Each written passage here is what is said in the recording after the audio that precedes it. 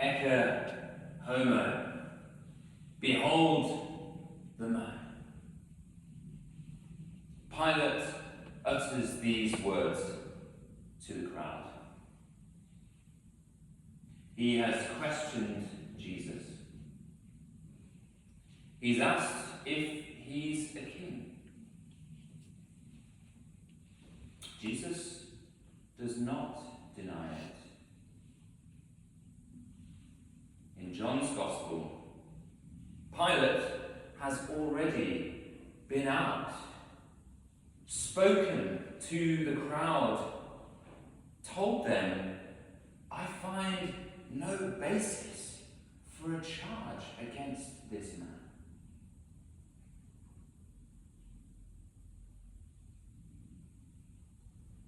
Ecce homo, behold the man. Look what has already been done to him.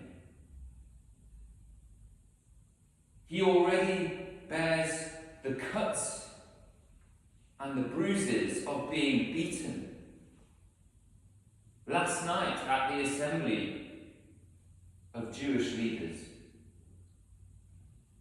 And now, Jesus wears a robe,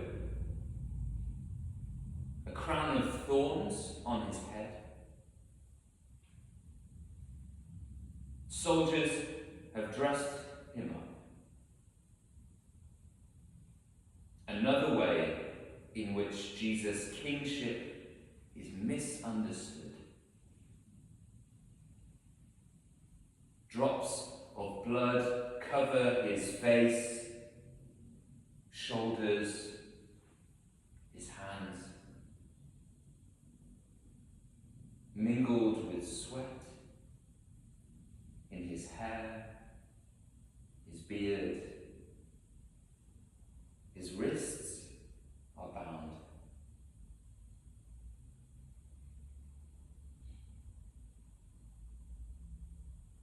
Ecce homo, behold the man.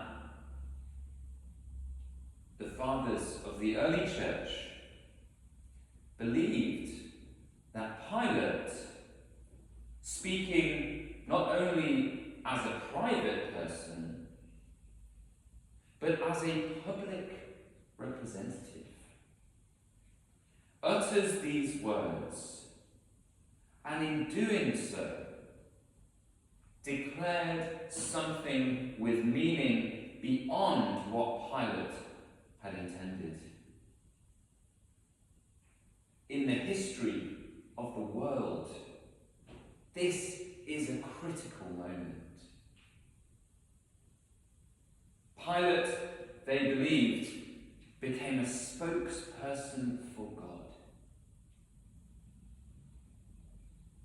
R.C. Sproul, an American preacher, points out the irony of Pilate's statement. Behold the man. Here he is, yes, but also here is the man, the God-man, to which the New Testament of the Bible bears witness, the divine man.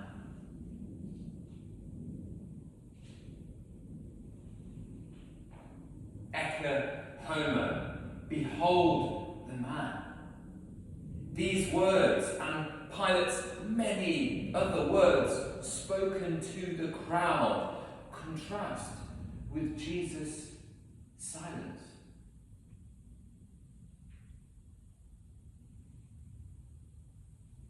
Have you no answer? Pilate asks Jesus. He was amazed, we're told. Look at how many things they accuse you of.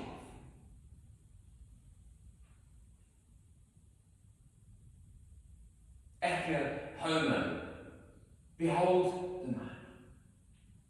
Pilate strains to defend this man, a Jew who has done things perhaps deserving of punishment, but death?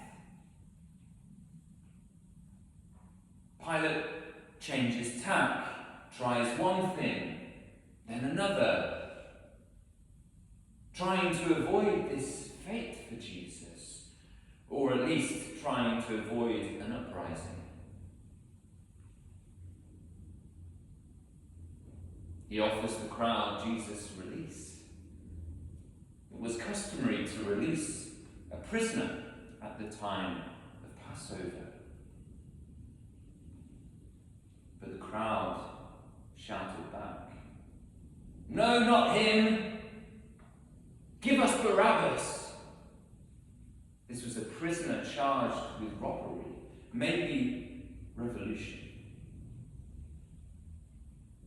Pilate has Jesus flogged, a punishment of utter horror. Soldiers would strip the prisoner naked, tie them to a post, beat them, sometimes until bones or organs were visible. Using a leather whip with sharp metal or bone woven into the ends.